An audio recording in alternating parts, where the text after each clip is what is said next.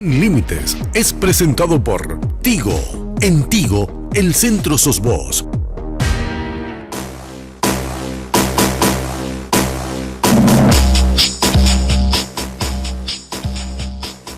Muy buenas noches, estimados amigos. Gracias por estar con nosotros. Carlos Alberto Gómez Ferreira, ¿cómo te va? Muy bien, Enrique. Enrique, un saludo para todo el equipo y por supuesto para toda la gente que nos está sintonizando.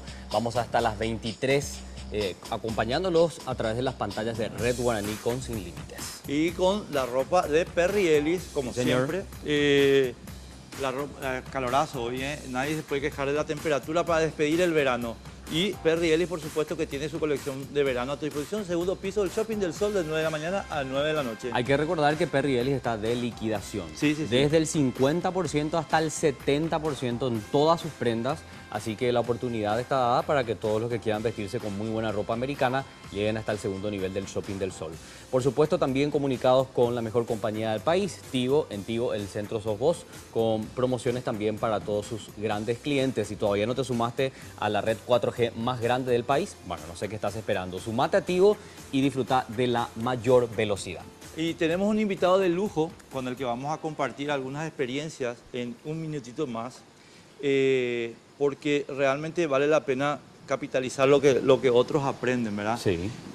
Y de los temas de la semana en el país, vamos a hablar en el segundo bloque para que ustedes tengan con precisión nuestras opiniones y también con los invitados que vamos a tener en el segundo bloque, enseguidita. O podemos comentarlo, ¿verdad? Así brevemente. Blindaje, Sí. las cámaras del Congreso, estimado amigo, por iniciativa del Grupo Cartes, simplemente resolvieron delegar en el Poder Judicial la aplicación del artículo 201 de la Constitución sobre la pérdida de investidura. Esto es, estimados amigos, en interpretación que hicieron varios miembros del Congreso que votaron en contra, una disposición del Grupo Cartes para asegurar la permanencia del presidente violador de la Constitución en el Senado. Una vez que ocurra el proceso electoral del 22 de abril. No tiene nada que ver con González Daer, aunque también se beneficia a González Daer.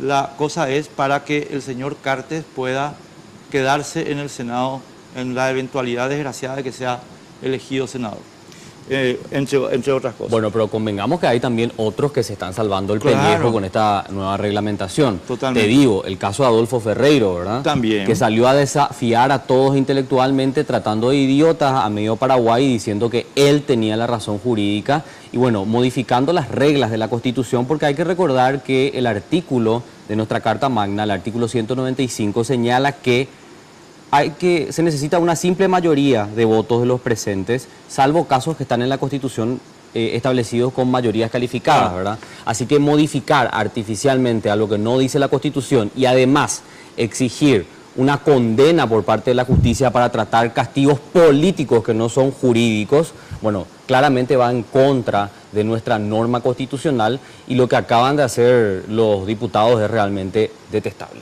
Y lo segundo, y senadores. Y senadores. Y lo segundo y último, porque ya está Juan Fernando Londoño, ex ministro colombiano con nosotros aquí, es rapidísimamente, estimado mío, la Corte Suprema de Justicia, dominada por el presidente de la República, sigue en la tarea de la demolición institucional que implica el modelo Cartes. Negó la información sobre la integración de la terna fiscal general del Estado, alegando cuestiones de forma para no responder sobre la necesidad de publicar las actas de la sesión del Consejo de la Magistratura. ¿Por qué esto pasó, señores? Y terminamos con esto para ir directo a nuestro invitado. Sí.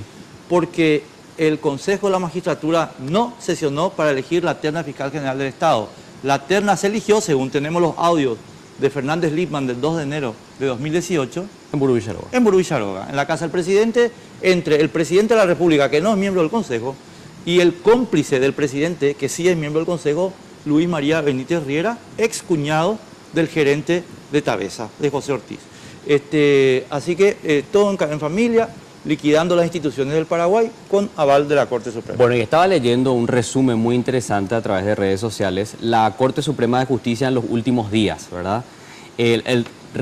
Convalidó el reglamento irregular del Senado cuando hicieron el golpe para el tema de la enmienda inconstitucional. También ahora acaba de dar un golpe terrible, o dio hace poquito el tema, un golpe terrible para la conformación de terna irregular en el Consejo de la Magistratura. También lo que vos señalabas, que es el tema de negar transparencia para la terna del fiscal general del Estado, y habilitó, como ustedes ya saben, las candidaturas de Cartes y Nicanor para el próximo periodo legislativo. Esa es nuestra Corte Suprema de Justicia, ¿verdad? Quien dice que uno de nuestros peores males no es nuestra pésima justicia.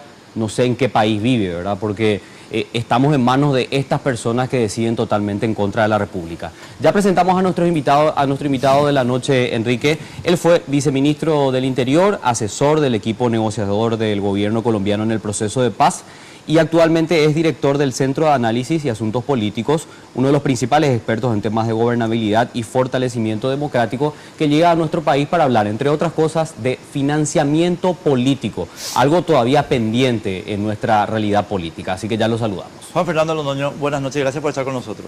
Muy buenas noches, muchas gracias por tenerme en su programa, muy amables.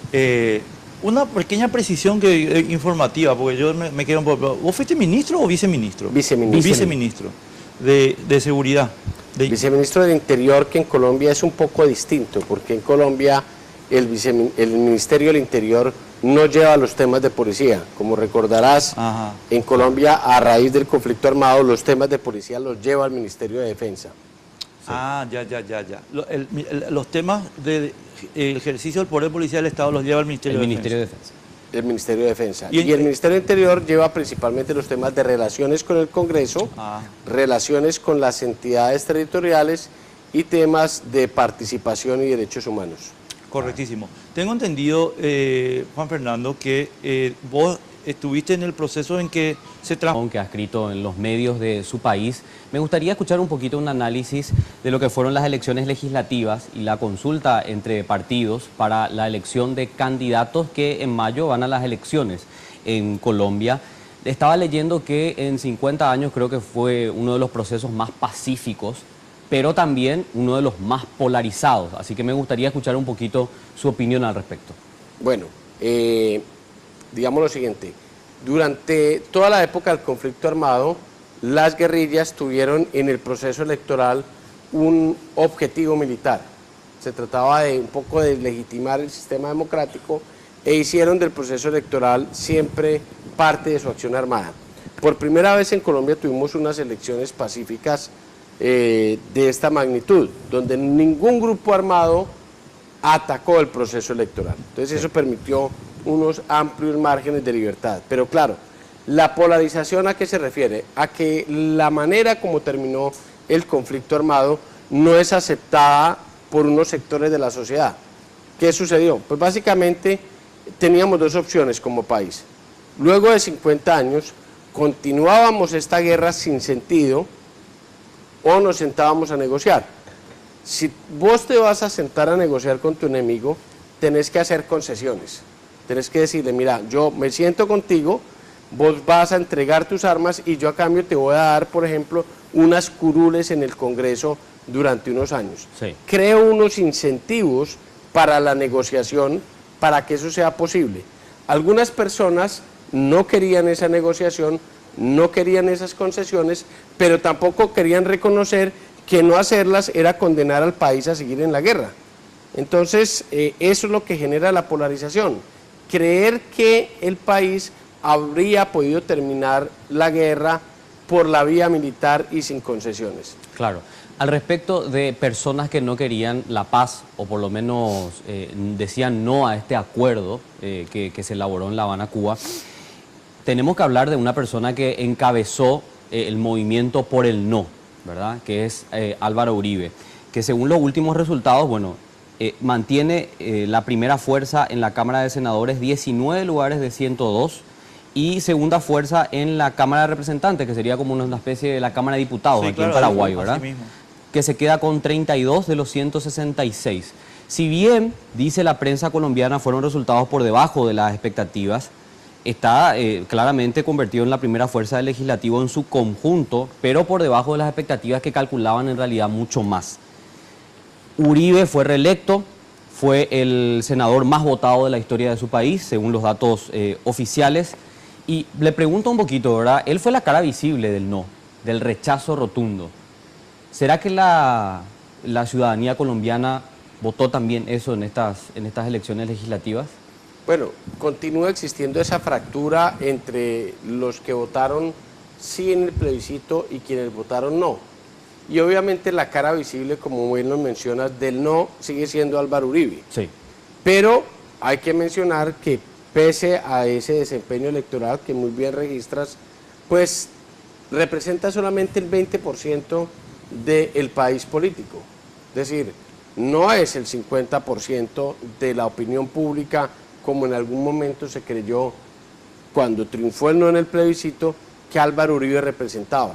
No, representa un 20%, un sector importante de la sociedad, un sector que definitivamente tiene una visión del país que es muy respetable, pero está lejos de ser la mayoría que ellos creían que representaban, ¿no? Ahora, entonces hay que un poco aprender a matizar estas situaciones. Claro. Juan Fernando, te quiero explicar un poquito por qué estamos hablando de este tema, porque es que nosotros tenemos muchísimo interés y desde hace 15 años muchísimo interés en lo que pasa en Colombia, porque para nosotros Colombia, tanto en el desarrollo de la aproximación del Estado con respecto a la violencia, como en la aparición de la violencia, tiene muchos elementos comunes con nosotros. Y de hecho, Colombia nos estuvo ayudando desde hace más 15 años, creo yo, que tenemos ayuda oficial con Colombia En el tema de EPP. En el tema de EPP y seguridad. Por eso, de repente voy a decir, pero ¿por qué esto me están preguntando cuestiones tan internas de Colombia? Es que para nosotros es aleccionador entender muy bien lo que pasa, ¿verdad? Y dicha esta introducción, perdón por el discurso, yo tengo que decirte que yo, por ejemplo, soy bastante crítico del presidente Santos. Y yo creo que el presidente Santos, en realidad, me parece a mí, arriesgó el triunfo militar que había logrado Álvaro Uribe sobre FARC. De hecho, FARC negocia porque está derrotada militarmente, porque si no, no tendría ninguna razón para negociar. Y agrego esto, Juan Fernando, para que vos me digas lo que te parece. Resulta que tenemos paz con FARC, pero no tenemos paz con ELN. Entonces, yo no sé si hay paz en realidad. Sí. Es paja media. Bueno, con todo respeto, No, pero quiero por favor. decir lo siguiente. No hubo derrota militar de las FARC durante el gobierno de Álvaro Uribe. Hubo, por supuesto, una gran inversión militar de ese gobierno. Hubo lo que podríamos llegar una política muy recia de seguridad que tuvo unos efectos graves en términos de derechos humanos, ojo. Es verdad. ¿Sí? Sí. Tuvimos unos falsos positivos, porque cuando tú le dices al ejército, yo lo que necesito es que me traiga muertos, Acomodé el lugar. traes a unos muchachos que eran simples muchachos que estaban en unas barriadas y lo presentás como personas Como que murieron terroristas. en el conflicto. Entonces, ojo con eso. Pero sobre todo, el mito de que las FARC estaban derrotadas es absolutamente falso. Si nosotros hubiésemos continuado la política militar del presidente Uribe, en el mejor escenario, en 15 o 20 años, hubiéramos podido conseguir la derrota militar de las FARC, porque obviamente el Estado podría seguir haciendo esta inversión. Pero pregunta, ¿se justificaba hacer ese tipo de inversión militar con los costos que eso implica si puedes tener un arreglo político como el que tuvimos? Porque al final del día hubo una negociación de paz que permitió resolver el conflicto ahorrando miles de vidas de colombianos, de militares, de guerrilleros y de civiles que fueron las principales víctimas del conflicto. ¿Y el ELN? Y el ELN es una fuerza más pequeña, con una capacidad militar mucho menor a la que tenían las FARC. El ELN, por supuesto, es una guerrilla, digamos, que tiene un problema, es que es mucho más ideológica, menos pragmática que en las FARC. Pero nuevamente, ¿qué es preferible? Tenerlos negociando, como los tiene el presidente Santos, y ahorrarnos vidas, ahorrarnos gasto militar, ahorrarnos campesinos desplazados, ahorrarnos viudas de militares, ahorrarnos viudas de civiles en la guerra, ahorrarnos niños huérfanos, o pretender que es por la vía militar, que no triunfó durante 50 años, que ahora sí va a funcionar. Claro. Después te voy a hacer una crítica sobre por qué no triunfó la... Porque, no, permitime, Carlos, una cosita, pues. Vos sabés que lo estuve entrevistando yo hace unos años al presidente Pastrana.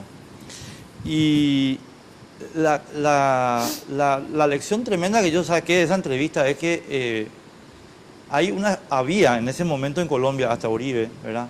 O sea, hasta que llega Uribe, una especie de lenidad con el proceso. O sea, ¿por qué tenemos guerra por 50 años? Y porque tenemos una especie de lenidad del Estado colombiano para abordar el problema como, a mi modo de ver, debería abordarse, ¿verdad? Lo mismo que nos pasa acá. Y lo mismo que nos pasa acá. Entonces, pero no es porque es invencible FARC en términos militares, sino porque tenemos un gobierno incompetente. Por ejemplo, con todo respeto, el señor Andrés Pastrana, en esa materia, ¿verdad? A ver, pongamos un par de datos. El ejército de Colombia, las fuerzas conjuntas, tienen más de 500.000 de efectivos, 500.000. Las FARC tenían armas 7.000 personas. ¿Qué sucede? No es un tema de incapacidad del Estado o de falta de esfuerzo del Estado. Es que la geografía de Colombia es una geografía muy compleja, donde tú tienes selva en la zona pacífica, selva en la zona sur, unas grandes sabanas en la zona oriental, tienes unos cerros bastante, digamos, boscosos en el norte. Es decir, hay una complejidad enorme geográfica que dificulta el despliegue. Entonces, en todas las guerras irregulares, la guerrilla tiene una ventaja táctica, y es que como no da una confrontación militar abierta, porque claro, si tú enfrentas a 500.000 hombres contra 7.000, pues los 500.000 los van a arrasar. Pero cuando esos 7.000 tienen una capacidad de desplegarse en todo el territorio nacional y de estarse moviendo tácticamente y coordinada, se vuelve un desafío muy complejo. Y esto fue así durante todos estos años. Incluso durante el gobierno de Álvaro Uribe, él desarrolló una estrategia militar que se llamó el Plan Patriota, sí, que generó un gran fracaso militar, porque metiste un montón de militares a la selva que no tenían la capacidad de enfrentar a las fuerzas guerrilleras en ese terreno. Entonces, yo con todo respeto te digo, hay un mito en ese tema que lo ha vendido muy bien el expresidente Uribe en el exterior, de teníamos derrotadas a la guerrilla, etcétera. No, cualquier análisis objetivo sabe que la continuación de la guerra, tal como la llevábamos, en el mejor de los casos, íbamos a tener 20 años más de conflicto armado. Entonces, lo que hay que tomar, quien está en las riendas del gobierno dice, bueno, ¿qué prefiero yo? Someter a mi país a 20 años más de guerra con un resultado incierto, porque recordemos, como decía Napoleón, las guerras se sabe cómo empiezan, pero nunca cómo terminan. Entonces, en Colombia la guerra tiene una gran capacidad de replicarse y reproducirse porque hay una economía ilegal muy fuerte detrás de todos estos actores armados. Entonces se toman decisiones y yo en esto, pues obviamente he sido parte del gobierno Santos, fui su viceministro, hice parte del equipo que apoyó la negociación, entonces tengo muy claro que lo mejor para el país en términos de ahorro de vidas humanas, de dolor, de sufrimiento y también de presupuesto era hacer una negociación política. Nos va a seguir acompañando por las pantallas de Red Guaraní Juan Fernando Londoño, político colombiano. Vamos a una pequeña pausa y a la vuelta seguimos debatiendo con él.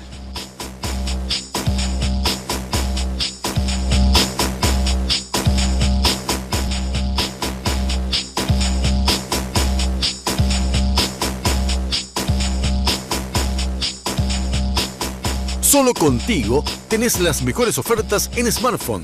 Visita cualquiera de nuestras tiendas Tigo o ingresa a www.tigo.com.py, donde encontrarás los mejores descuentos para vos, porque en Tigo el centro sos vos.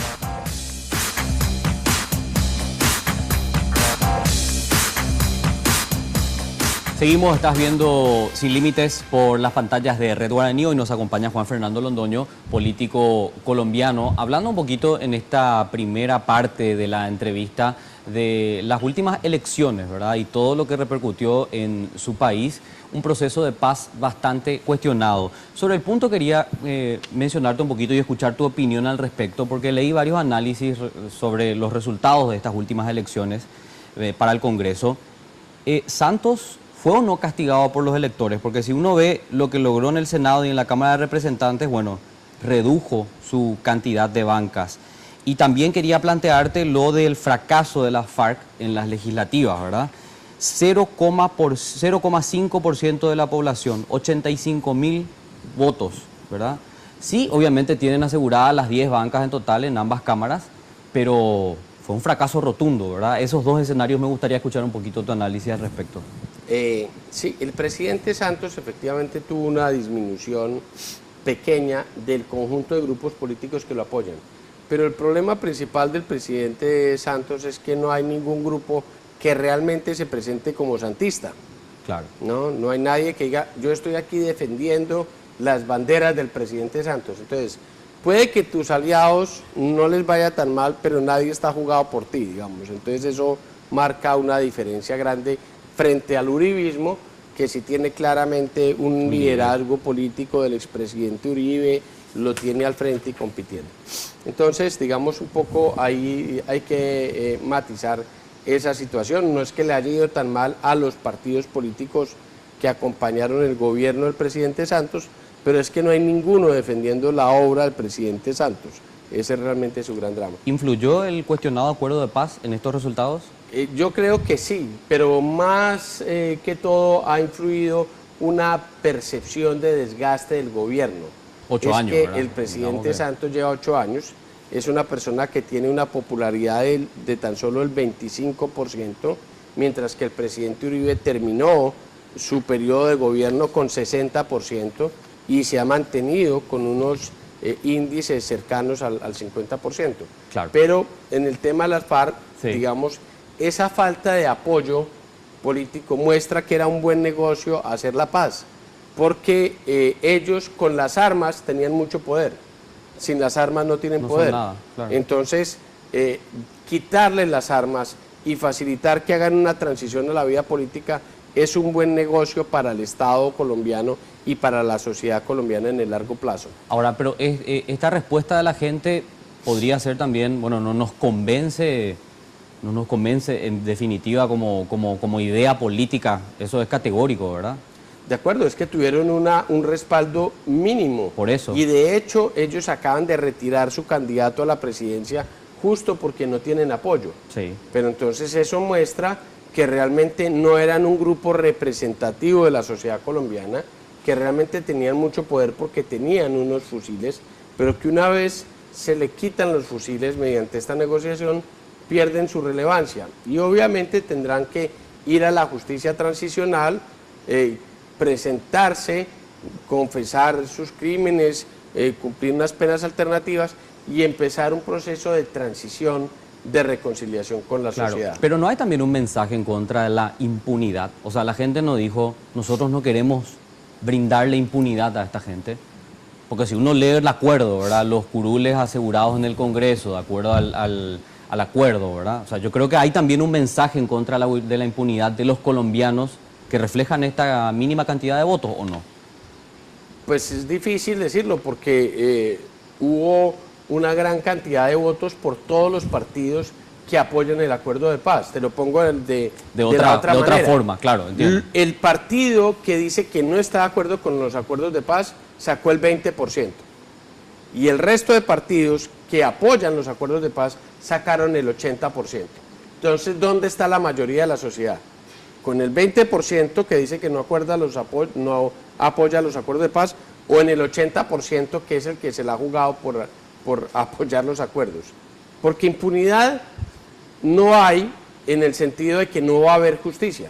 Va a haber una justicia, de hecho, Colombia es el primer país que tiene un modelo de justicia transicional acordado entre las partes. No hay en ningún conflicto armado en el mundo un modelo donde se haya negociado que quienes se sentaron a la mesa se van a someter a la justicia. Obviamente es una justicia propia de una terminación de un conflicto armado, no es la justicia ordinaria. Ahora quiero enchufar un poco estos dos temas que estaba señalando y anoté una frase tuya aquí que es muy descriptiva del Paraguay también. Nosotros en Colombia tenemos una economía ilegal muy fuerte. Sí. Bueno, a resultas de la cual hay también una actividad política que no es muy clara. En Paraguay te digo lo siguiente, porque yo no sé cómo es la ley colombiana en términos de financiamiento político. En Paraguay nosotros tenemos un proceso electoral de dos escalones. La primera elección es la elección interna de los partidos políticos, la primaria, Sí. que en Paraguay es obligatoria y se hace en una fecha diferenciada con la elección nacional, obviamente, y resulta que la ley electoral establece que hay control para el dinero que se usa en la elección general del 22 de abril, pero no establece controles para la interna. En consecuencia, el narcotráfico, por ejemplo, o el robo de dinero público, por ejemplo, o los contratos públicos irregulares, puede financiar la actividad política interna en nuestro país, de la cual se derivan las candidaturas reales. Es decir, nosotros tenemos ahora, para competir el 22 de abril, una cantidad de candidatos que ahora van a poner la financiación que reciben en el proceso formal, pero que han sido financiados en forma irregular durante todo el proceso interno, que es el más importante. ¿Cómo se hace en Colombia? Con una economía ilegal muy fuerte para que la política esté, pero por lo menos un poquito, resguardada de eso. Bueno, entonces hablemos del tema que realmente nos convoca hoy, Sí. aunque yo feliz de hablar de política colombiana, hablemos de financiamiento político. ¿Qué es lo que sucede? Claro, que el financiamiento político, como la política, refleja lo que son las realidades de la sociedad. Yo suelo decir en mis conferencias, en una sociedad de tiburones no eligen a los delfines para que lo representen, ¿no? Entonces hay que entender cuál es el sustrato en el cual se mueve la política. Pero hay que construir instituciones para permitir o lograr que no todas esas expresiones de la sociedad terminen representadas en el proceso político. ¿A qué me refiero? A que se necesitan reglas, se necesitan normas que eviten que eso suceda. ¿Cómo se logra eso en general en diferentes países? Bueno, por una parte, con intervención de dinero público. ¿Por qué? Porque si tú dejas en manos del mercado todo el proceso del financiamiento político, vas a tener mucha facilidad para que determinados dineros ilegales influyan en la política. La presencia de dineros públicos en la política permite garantizar ciertos niveles de equidad en la competencia y evitar que los políticos tengan, digámoslo así, tanta tentación de acudir a fuentes ilegales. Sí. En segundo lugar, necesitas transparencia, necesitas saber de dónde vienen los recursos públicos y que los recursos políticos y que los candidatos te cuenten de dónde está saliendo eso. Ahí aprovecho para señalar, justamente mi presencia en Paraguay tiene que ver con el proyecto de financiamiento político, el Sistema Nacional de Financiamiento Político, que está impulsando el Tribunal Electoral, que se va a montar ya para las próximas elecciones y que hace parte de una iniciativa apoyada por USAID a través de su programa de gobernabilidad democrática. Permiso, Carlos. ¿Sabes lo que pasa, Juan Fernando? Acá nosotros en Paraguay, y perdóname, voy a hablar con mucha franqueza con respecto a la gente que te está invitando, y lo cual no te compromete, pero lo tengo que decir. El sistema de justicia electoral paraguayo ha formalizado el engaño. ¿Por qué? Porque nos ha dicho a los paraguayos durante 30 años que el financiamiento político que importa es el que se hace después de las internas. Y efectivamente la ley 4743 dice eso. Claro. Ahora, ¿qué dice la ley también? El artículo 64 de la 4743 dice, en las elecciones internas, que son las que verdaderamente importan, porque definen las listas de candidatos, en las internas paraguayas se definen las listas de candidatos, del Congreso, de las concejalías, del presidente de la República, todo. En esas elecciones, el artículo 64 dice no hace falta presentar contabilidad. En consecuencia, nosotros tenemos aquí un discurso mentiroso, en donde nos dicen ética o equidad o transparencia. Y nosotros lo que le decimos de la ciudadanía es, chicos, primero transparencia, después vamos a hablar de la equidad. Nosotros queremos hacer la trazabilidad de los aportes. ¿De dónde está sacando la plata Horacio Cartes para financiar al Partido Colorado? La verdad verdadera es que la saca del contrabando de cigarrillos. Lo sabemos nosotros, lo saben los colombianos, que tienen el 40% del mercado invadido por cigarrillos paraguayos. Lo saben los mexicanos. Pero se financia el Partido Colorado y todos los otros partidos cartistas con ese dinero. Y entonces pretenden engañarnos con que no, ahora vamos a hacer un proceso de transparencia de que de esta segunda parte de las elecciones que no tiene importancia. Y que además se financia en casi un 100% por aportes estatales. Claro, ¿verdad? este proceso de ahora que vos estás revisando, que te están mostrando, Juan Fernando, se financia con dinero público. Claro. No hay tanto problema ahí. El problema no es ahí, el problema es cómo se generaron las candidaturas, ¿quién pagó eso?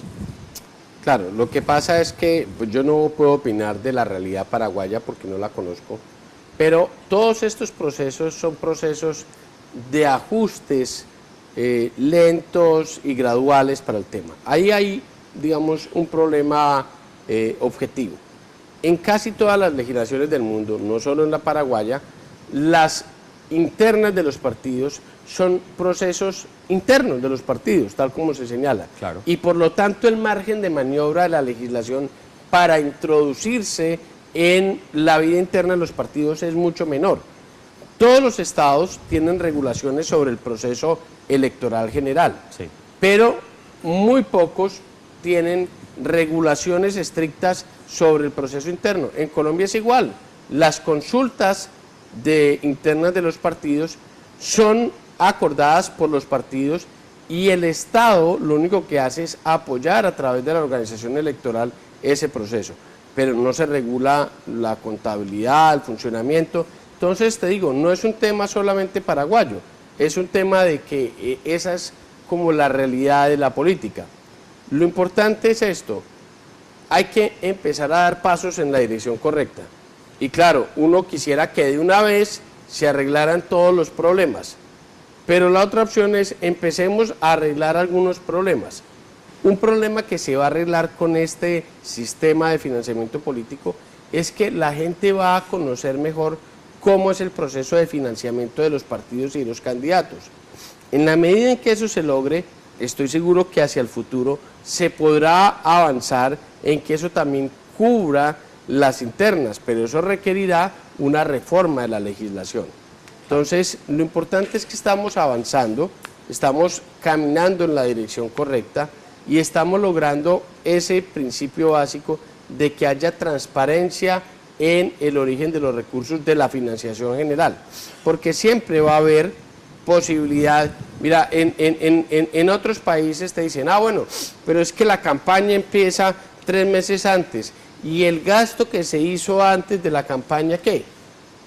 Pues lamentablemente las legislaciones no pueden cubrir todo lo que tú haces durante toda tu vida hasta que te inscribes de candidato. Hay un momento en que uno dice, oiga, la campaña empieza aquí, en este punto, 3 meses antes, 2 meses antes, y a partir de ese momento yo observo lo que vos estás ingresando para la campaña y en qué te lo estás gastando. Tenemos que hacer una pausa, vamos a seguir hablando con nuestro invitado esta noche, en un ratito estamos de vuelta.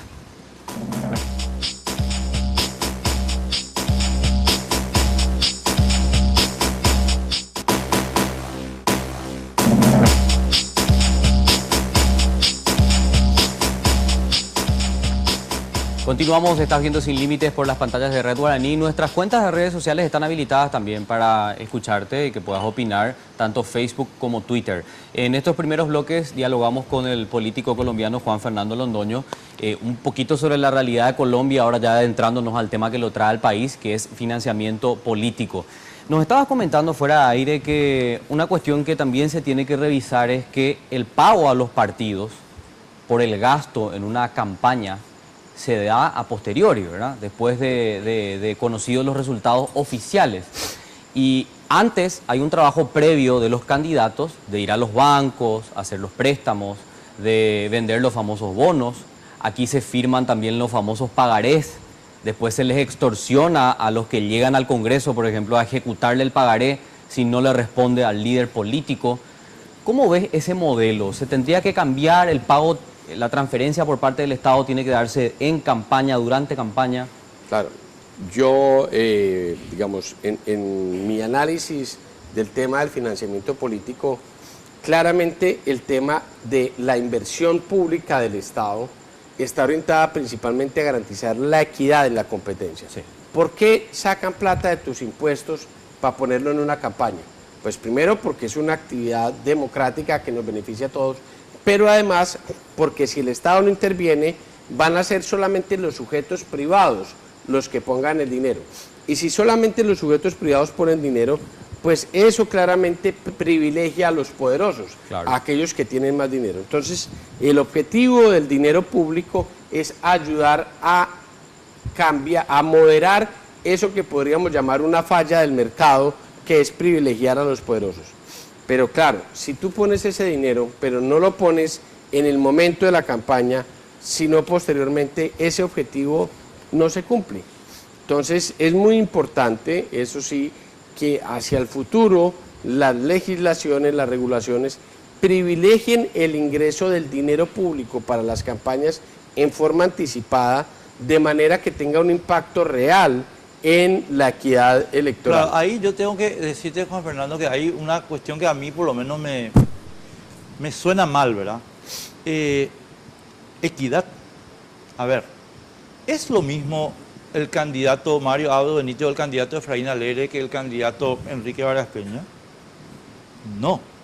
Enrique Vargas Peña tiene 0,001% en las encuestas y Marito tiene 40% y Efraín tiene 43%. Entonces, ¿son iguales? No. ¿Por qué el Estado me tendría que dar a mí lo mismo que le da a Efraín? Pero nadie está diciendo que el Estado tenga que darle lo mismo. Claro. Se trata de tener un piso básico para que las personas puedan competir. Y al final hay una reposición en función de qué tanto la gente te apoyó. Entonces, ojo con eso, porque obviamente... Es un cálculo proporcional, ¿verdad? No hay un modelo Sí. perfecto que se pueda aplicar.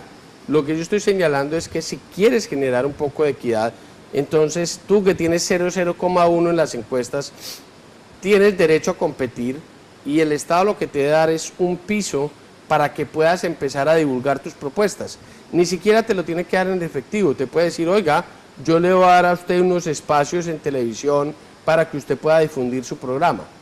Esas son normas de equidad en la competencia, pero nadie cree que la equidad constituya la igualdad, no se le puede dar a todos lo mismo. Claro. Pero además hay unas ventajas naturales, porque claro, cuando hablamos de dirigentes que tienen un partido político, pues tienen una estructura y una organización que hace mucho más fácil que ese mensaje llegue a los electores, por ejemplo.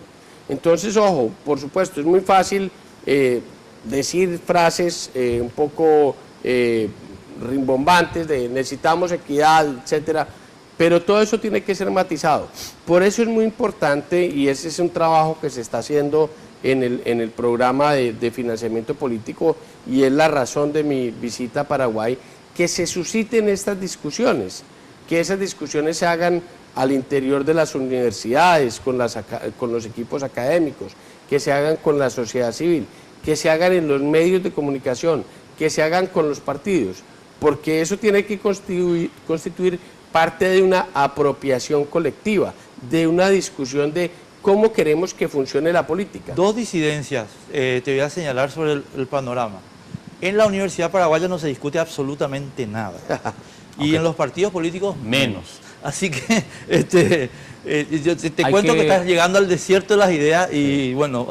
Todo por hacerse. Hay que recordar que los partidos políticos y concertaciones reciben en Paraguay plata pública en dos conceptos, ¿verdad? Y esto creo que es importante también aclararlo. Lo estuvimos de hecho hablando en corte.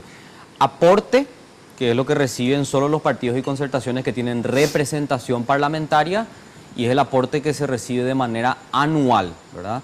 En esos aportes hay otra vez categorías de cómo se tiene que invertir el dinero. Entre ellos la formación de políticos que obviamente los partidos políticos aquí en Paraguay se lo robaron no todo. cumplen. No cumplen porque no hay esa distribución como establece la ley. Y después está el subsidio, que es de lo que estábamos hablando, ¿verdad? El subsidio es en teoría una devolución por los gastos en campaña y se paga de acuerdo a la cantidad de votos que reciben los partidos políticos en las elecciones, ¿verdad? Simplemente son dos criterios que me gustaría dejar bien en claro para la gente que nos está viendo, ¿verdad? Porque son en dos conceptos lo que reciben actualmente los partidos políticos y concertaciones dinero público. Ahora, nosotros en nuestro país, en modificación de esta ley, ¿verdad? En primero se debatió si se tiene que aplicar o no en interna, fue un debate muy intenso. Después se debatió también otra cosa que quería plantearte, la habilitación a personas que son acusadas por delitos graves para hacer donaciones. Decían los legisladores cuando debatían el tema que se debe respetar la presunción de inocencia. Así que hasta que una persona no esté no esté condenada, puede seguir aportando libremente. ¿Cuál es tu opinión al respecto? Bueno, cada país tiene que tomar ese tipo de decisiones en forma autónoma y para eso están los cuerpos representativos.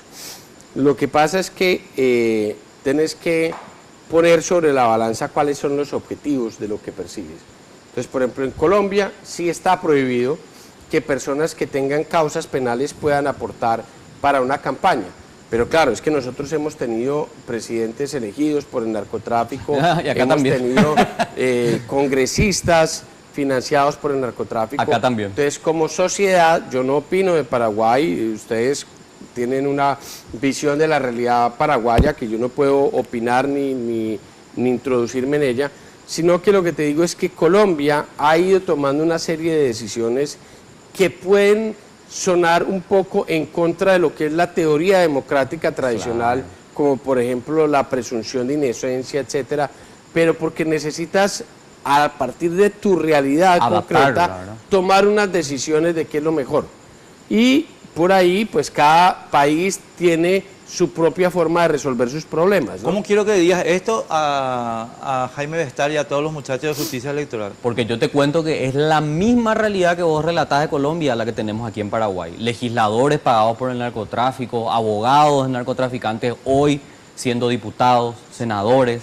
El esquema es tal cual. O sea, un legislador sale y te cuenta públicamente cuánto cuesta comprar una banca, dinero del crimen organizado, que está totalmente inmiscuido, metido en la política paraguaya. El presidente de la República tiene una renta de 200 millones de dólares por año, él personalmente, que surge de violar las leyes aduaneras e impositivas paraguayas. Claro. Y esa plata la está usando en forma abierta para financiar el poder político paraguayo, el señor Cartes. Usted, señor Cartes, Horacio querido. Entonces uno dice, pero en un momento... y entonces te vienen los abogados, ¿no? La presunción de inocencia. Una cosita que te quería decir, Juan Fernando, antes de olvidarme, porque anoté de una cuestión que estábamos hablando sobre la interna, de lo que señalaste con respecto a los partidos políticos. Yo no sé cómo es la figura en Colombia, pero en Paraguay los partidos políticos con rango constitucional están definidos como figuras de derecho público. Por tanto, la interna sí es cuestión del Estado. Sí, pero todo depende de lo que diga la legislación.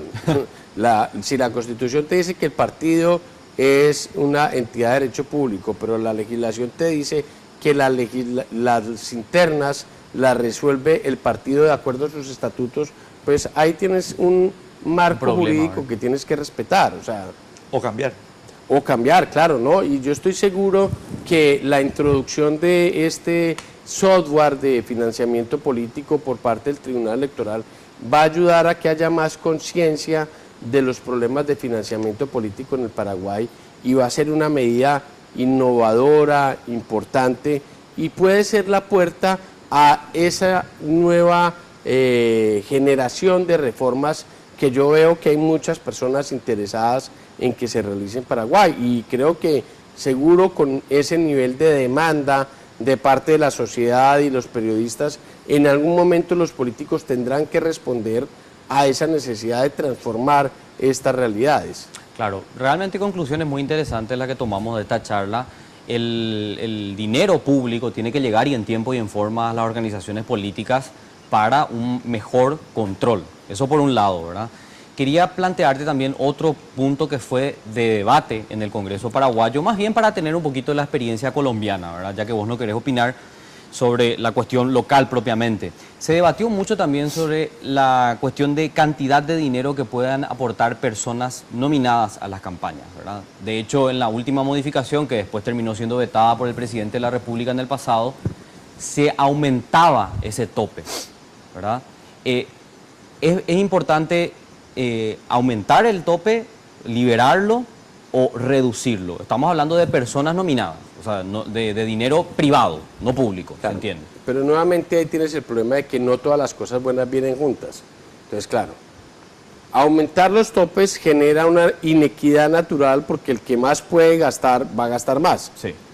Pero al mismo tiempo tener unos topes irrealistas lo que genera es que los políticos no te van a contar la verdad de lo que se Claro, gastan. te meten por el otro lado. Entonces, ¿qué es mejor? Entonces, nuevamente, nadie tiene una fórmula perfecta. Cada sociedad debe resolverlo. Desde mi perspectiva, hay que facilitar unos topes que sean realistas en la política. Si vos pones unos topes que son muy bajos, estás obligando a los políticos a decirte mentiras. Y por ahí ya la cosa empieza mal. Tenés que tener unos topes realistas, no excesivos, para evitar, digamos, que la política se vuelva una pura competencia de dinero, pero sí claramente que te facilite que los políticos puedan contarte la verdad sobre el costo del financiamiento de las campañas. Es que otra cosa que hay que señalar, Carlos, y tenemos que irnos, sí, ya me está retando. Es que la política es una cuestión de dinero. Yo creo que nosotros tenemos que sincerarnos en América Latina como hicieron los norteamericanos. La política es una cuestión de dinero. Es mentira que no sea una cuestión de dinero. No hay campañas a pulmón. No hay campaña, pues eso no existe. Nosotros tenemos que hacerlo los norteamericanos, chicos. Vení a poner la plata si estás de acuerdo con mi candidatura, solamente hay que registrar la cosa. Y entonces vos tenés esas competencias entre Hillary Clinton, Donald Trump o anteriores con Bush Con y todas compañía, las corporaciones con todas las públicamente. corporaciones, poniendo la guita, como decimos nosotros, perdón por la grosería de la calle, poniendo la guita abiertamente. Y entonces vos decís, che, loco, yo recaudé 200, 500 millones de dólares porque la gente confía en mí. Porque es mentira que la política no sea una actividad económica, pecuniaria, monetaria. Mi querido Juan Fernando. No, es cierto. Yo creo que en esto hay que asincerarse. Asincerarse implica reconocer, primero, que la política cuesta. Segundo, que la plata, de algún modo u otro, siempre viene de la gente. Y cuando vos no tenés un sistema que permita que el dinero legal fluya bien, lo que hace es abrir la puerta al dinero ilegal. Claro. Y obviamente en sociedades como las nuestras, pues claramente en la economía ilegal, desde México hasta Argentina, olvídate que esto es un problema exclusivo de un país. De México a Argentina hay un problema de economías ilegales intentando permanentemente permear el poder político. Entonces es muy importante que las reformas traten de enfocarse en evitar que esa economía ilegal penetre y se tome la política, ¿sí? Entonces ahí es donde tienes que empezar a combinar las cosas. Yo particularmente creo que hay que privilegiar la transparencia. Totalmente. Y que luego de que haya transparencia puedes introducir modificaciones en la equidad, pero primero que te cuenten la verdad.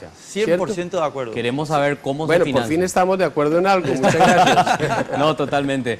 Y para ir cerrando, agradeciéndole muchísimo por el tiempo, le felicitamos también a los colombianos porque pudieron resolver el tema de la reelección, ¿verdad? Fue una de las promesas del presidente Santos que se terminó concretando hace algunos años. Y nosotros estuvimos debatiendo muy fervientemente también sobre el tema, te habrás enterado, Sí. Hubo una arremetida en contra del Congreso, se trató de hacer en contra de la Constitución la modificación de las reglas de juego. Y bueno, creo que somos uno de los pocos países, ¿verdad?, que tenemos el tema de la no reelección, aunque Sí. quieran instalarla como de lugar aquí en América Latina, ¿verdad? Vemos otros regímenes. En Colombia tuvimos al presidente Uribe modificando la Constitución para reelegirse. Es mi disenso con él. Luego el presidente Santos se eligió y aprobó y aprovechó que existía la norma de reelección, pero prometió acabarla. Sí. Y la verdad es que existe un consenso en la sociedad colombiana hoy en día sobre que es mejor no tener presidentes en el ejercicio del poder que estén buscando la reelección. Claro. Pero eso es la sociedad colombiana, yo insisto, yo no puedo pretender trasladar ni las discusiones ni los Pero temas de entonces Colombia está aprobado a Paraguay. el fin de la reelección en Colombia. Sí, claro, se introdujo una reforma constitucional para terminar la reelección. Y además ahora ya no puede modificar, el Congreso ya no puede modificar, otra de las modificaciones, ¿verdad? Sí, tendría que hacerse con un referéndum. con una asamblea constituyente o con un referéndum. Claro. Por eso es que yo amo Colombia, chicos. Yo también. Lecciones muy importantes, ¿verdad? Que Sí, tendríamos que tomar pero en claro, cuenta. resulta que los políticos paraguayos hacen el discursito y se acuerdan de Maduro y de Cristina Kirchner. Y no pero se acuerdan ven- de Colombia, no ven por Colombia, ejemplo. por ejemplo. Totalmente. Increíble. Juan Fernando, un abrazo, muchísimas gracias. Muchísimas gracias por tenerme en tu programa, de verdad muy gentil, ha sido una discusión bastante animada, pero que espero que haya sido muy útil para todos los televidentes. Lo que queremos acá es que nos digan quién les pone la guita. Más nada. Esa es la gran pregunta que tenemos sobre la política paraguaya. A la vuelta de la pausa vamos a hablar de esta amenaza que creo que trata de confirmarse ya la próxima semana, juicio político en contra de Sandra Quiñones. Vamos a evaluar un poquito todo el proceso que envuelve a la nueva fiscal general del Estado antes de llegar a su cargo y bueno, escuchar un poco también los argumentos de los liberales que podrían plantearlo ya oficialmente la próxima semana.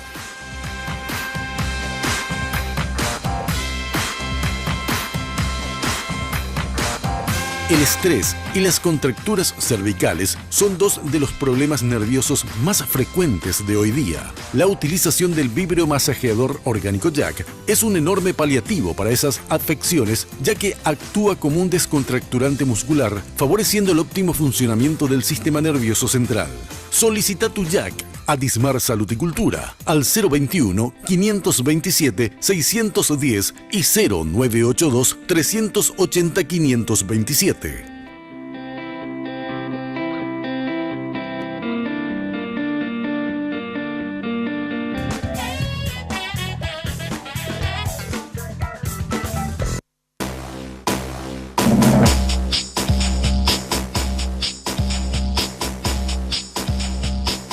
Continuamos por las pantallas de Red Guaraní, vamos hasta las 23 y nuestro segundo tema de la noche tiene que ver con lo que ya estaba anunciado desde hace tiempo, ¿no? La llegada de Sandra Quiñones a la Fiscalía General del Estado, la candidata al presidente de la República y todas las situaciones que se generaron en torno a esa elección. Desde el proceso mismo de elaboración de la terna, que fue puesta a consideración del presidente de la República, donde sale elegida Sandra Quiñones y la posterior puesta a consideración del Senado para el acuerdo constitucional, que era un hecho que se iba a dar a Sandra Quiñones, logrando de esta forma que la candidata del presidente Horacio Cartes esté en la Fiscalía. Lo cierto es que ahora, a días de haber asumido la titularidad del Ministerio Público, ya se está hablando de su juicio político. Hoy queremos conocer un poquito la línea argumental del Partido Liberal Radical Antéutico en torno a esto que se está gestando de a poco en la Cámara de Diputados. Así que presentamos a nuestros invitados, Enrique. Sí, señor. Jorge Ábalos Mariño, ¿cómo te va? Líder de la bancada liberal en la Cámara, ¿cómo estás? Buenas noches, Enrique. Buenas noches, Carlos, a los amigos que están compartiendo este programa, al doctor Casaña Levy, al señor Santagá. Un gusto estar en el programa, Enrique. Muchísimas gracias. Saludos a la teleaudiencia. Esta ya es la sexta vez, no sé qué Jorge está acá en el programa, así que cliente. Totalmente. Aviso. Gracias por estar con nosotros, Jorge. Bueno, y también nos acompaña el doctor José Casañas Levy, abogado. ¿Cómo estás? Muchas gracias por venir. Muy Y amable. candidato de la lista. 100. Lista 100. Elegí bien, elegí 100. Así era el eslogan, Sí, ¿verdad? sí, gracias por la invitación. ¿Vos a también estás de ambos, siempre. candidato? Sí, todos. estoy Menos encabezando Ezequiel. la lista del PLR, La lista por el 2. departamento de Paraguay. Paraguay. Lista Siempre- 5, siempre una un- alianza Pero vos vas a estar por lista 5 o por por lista. lista 5. Lista 5. O sea, ustedes van a ir en alianza en Paraguay. Nosotros hicimos una alianza en Paraguay en cuanto a los cargos departamentales y estamos por la lista 5. Correctísimo. Menos Bueno, mal que aclarar, pues te iba a decir listado. Con el doctor Lista Casañas 5. Levy lo que queremos hablar un poquito es, y lo vamos a entrar en detalle en unos minutos, es este análisis que hiciste y que están haciendo algunos legisladores también sobre el caso Piñanes, que involucra directamente a Sandra Quiñones, si bien esta semana ella hizo declaraciones públicas diciendo que su intervención en el caso fue mínima, que lo único que se encargó fue tomar declaraciones a algunas personas aquí en Asunción y que ahí se limitó su actuar. Bueno, vamos a escuchar en un ratito tu opinión jurídica sobre el caso, ¿verdad? Porque hay algunas teorías, una versión oficial del gobierno y bueno, definitivamente mucha sombra sobre el caso. Y Ezequiel Santagada, también cliente de la casa, podríamos decir, ¿verdad? Los tres son clientes de la casa. Sí, definitivamente. ¿Cómo Por estás, eso Ezequiel? nos quiere tanto Cartes. Buenas noches. Buenas noches, Carlos, Luis Enrique, doctor Casaña, diputado.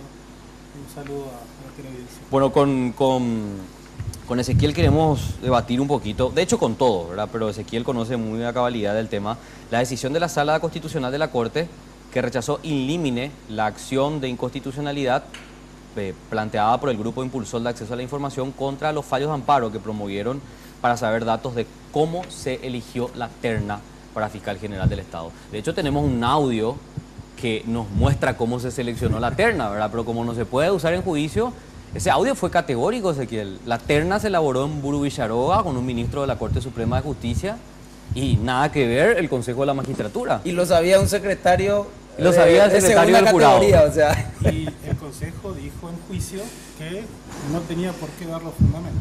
No tenía por qué darlo. Y lo ¿Se peor lo de escucha todo- bien a Ezequiel? ¿Sí? Sí. Vamos a hacer, traerlo un poquito más, porque como es unidireccional esto. No, y lo peor de todo es que eso fue avalado por el Poder Judicial y ahora ratificado por la Corte Suprema de Justicia, diciendo que no es necesario, habiendo las mayorías necesarias, fundamentar la decisión de por qué eligieron a los ternados. Ahora, Ezequiel, yo quiero empezar contigo un poquito por una cuestión cronológica, ¿verdad?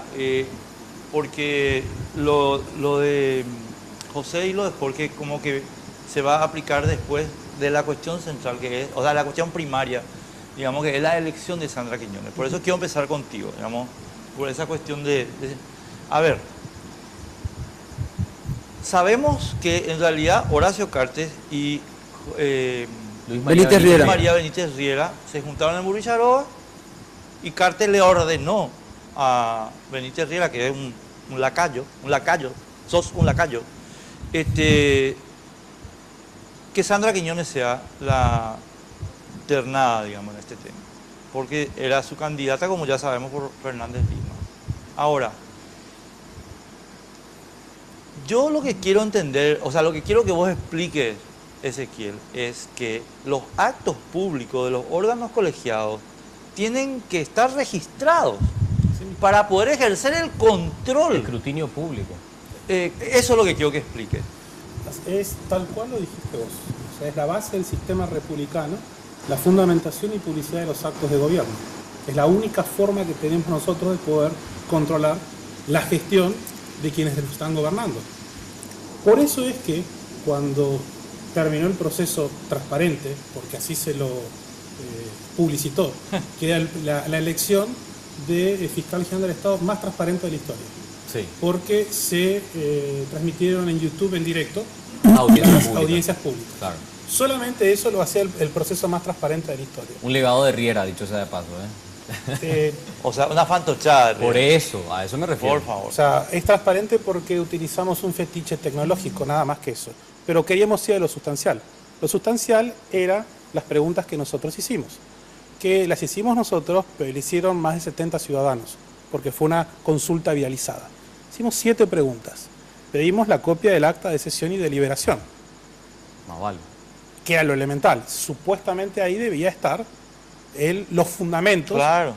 Ese acta lo único que dice es que, habiéndose juntado el día de la fecha en tal lugar, a tal hora y deliberado sobre los antecedentes, deciden tal cosa.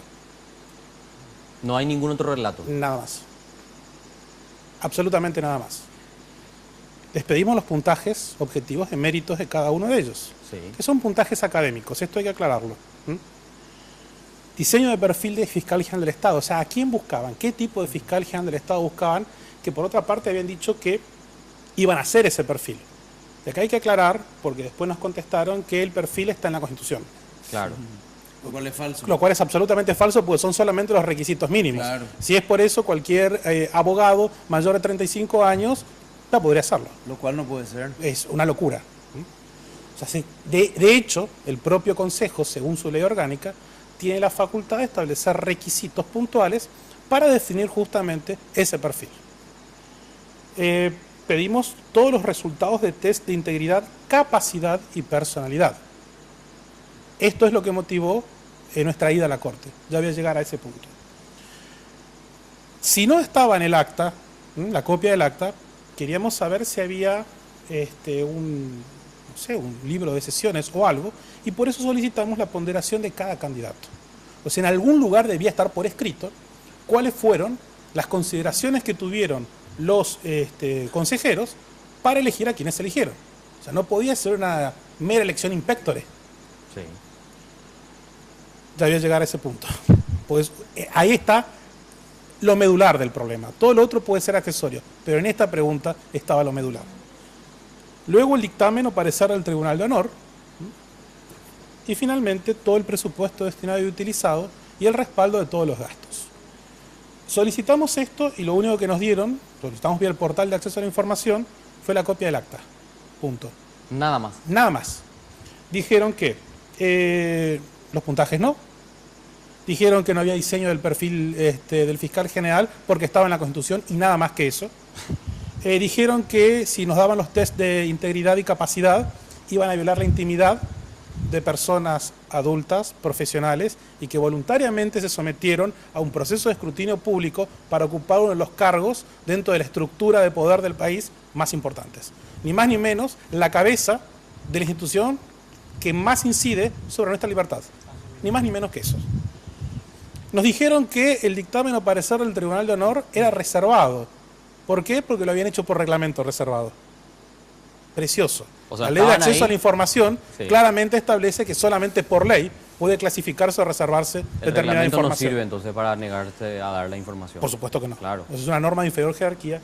Y finalmente el presupuesto nos dieron ni siquiera una tabla Excel.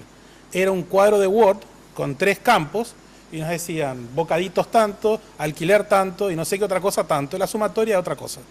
Sin fecha, con un garabato que no se sabía de quién era. Eso es lo que nos dieron a través del portal. Obviamente con esto fuimos a la justicia. Vamos a la justicia mediante el procedimiento que es el de amparo y ahí sí nos dan los puntajes. Nos dan todo, acá está, la mayoría de estos son los puntajes de cada uno de los postulantes. Es real lo de Sandra Quiñones en el puesto 60, ¿verdad? 62. Por ahí andaba. O sea... No, porque publicó el diario ABC, ¿verdad? Pero nunca accedimos a las actas, porque era información guardada. Si quieren, tienen copia y después lo podemos escanear y que le quede para todo el mundo. Correcto. Insistieron que no tenían diseño de perfil, pero ahora agregaron que aparte de la Constitución estaba la ley.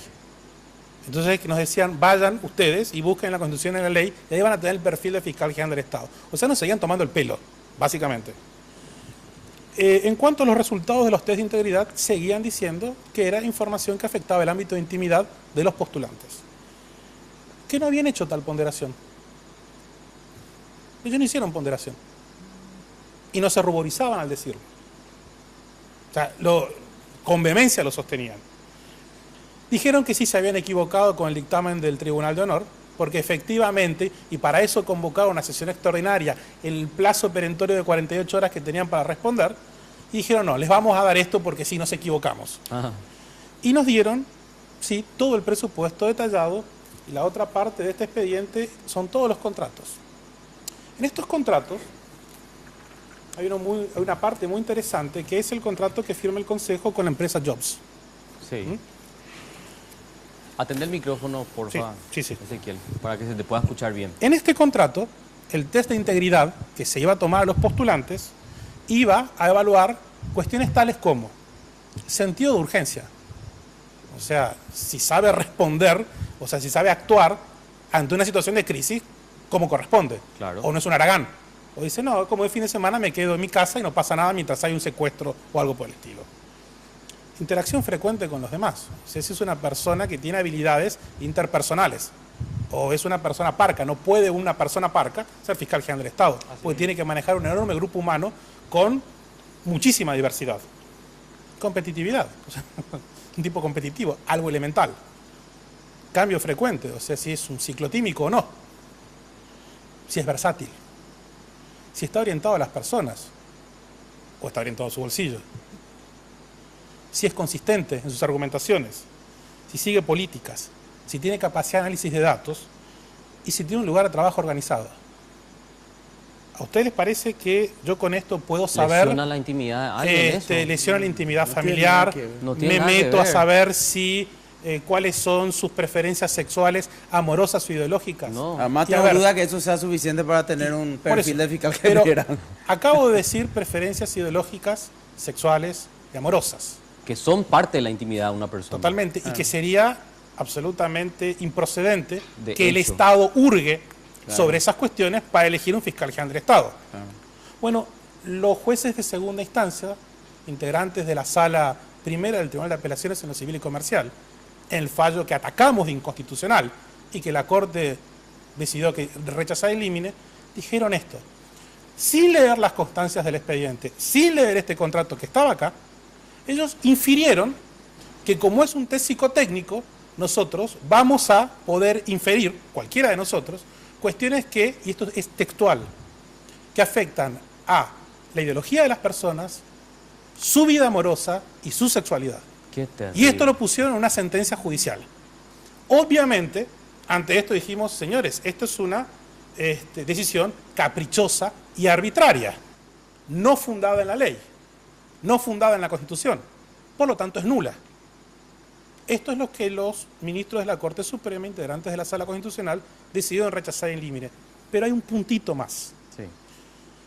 Nosotros hemos hecho una solicitud de acceso a la información. O sea, no podíamos cuestionar el fondo de todo el proceso, pero sí podíamos pedir información. Técnicamente, cuando nos dijeron a través del portal, nos dijeron en primera instancia, nos dijeron en segunda instancia, que no habían hecho tal ponderación, esto es, que no habían dado los fundamentos de por qué eligieron a quien eligieron, tuvimos que reconocerle a la Corte que nos habían respondido, que era trágico lo que ocurría, Pero y les respondieron. dejamos saber Claro. que podía ser causal de nulidad del proceso, y lo pusimos en el escrito, pero que teníamos que reconocer, trágicamente, que nos habían respondido. No nos correspondía a nosotros solicitar esa nulidad, eventualmente le correspondía a los otros postulantes. Claro, pero con esa Bueno. información uno puede solicitarla. Es que esa era la información clave. Claro. Sí le solicitamos a la Corte, y hay un precedente de la época de la Corte del doctor Pacielo, donde, porque es una cuestión absolutamente abstracta, sí hicieron consideraciones de buen orden constitucional. Y le pedimos a la Corte, por favor, que quede claro que no puede haber acto de gobierno, y acto de gobierno no es el acto del Poder Ejecutivo. Acto de gobierno es acto de los 3 poderes del Estado, artículo 3 de la Constitución, y los órganos extrapoder. O sea, todo acto de la autoridad pública debe estar fundado, porque la fundamentación de los actos de gobierno es la respuesta de un sistema republicano al absolutismo, al abuso del poder. La única forma de ponerle coto al absolutismo, al abuso del poder, al dictador, es cuando conocemos cuáles son sus motivos. Por eso es que es tan esencial esa fundamentación. Si no hay tal fundamentación, no hay acto jurídico válido en una república que se precie de tal. Con estos fundamentos, o sea, creo que tienen algo de profundidad, la Corte dijo simplemente que no tenía el mérito suficiente como para ser tratado. Lo mismo que dijo con la acción de inconstitucionalidad del senador Acevedo. Era una cuestión de altísima gravedad institucional, dijeron que no. Y lo mismo que está haciendo con cuestiones de altísima gravedad institucional, por ejemplo, el viernes, con el tema de los expresidentes Lugo y Nicanor y el actual presidente Cartes, Claro. que deciden rechazar in limine la decisión del TSJE. Están haciendo uso y abuso de la figura del rechazo in limine ante cuestiones de altísima gravedad institucional. Es el teléfono de Cartes, mi querido Ezequiel. A la vuelta de los mensajes, porque nos están mandando ya la Sí, pauta. señor. Tiene la palabra los demás invitados. Jorge y José. Sí. Que estoy Yo me quedé con la boca abierta. anonadado. No sé qué decirte, Ezequiel. Estoy anonadado. Esto es categórico Es para sacarlo para a todo todo el proceso. Jorge, a todo. de juicio político. Bueno, todo. nos tenemos que ir a la pausa. En un ratito estamos de vuelta.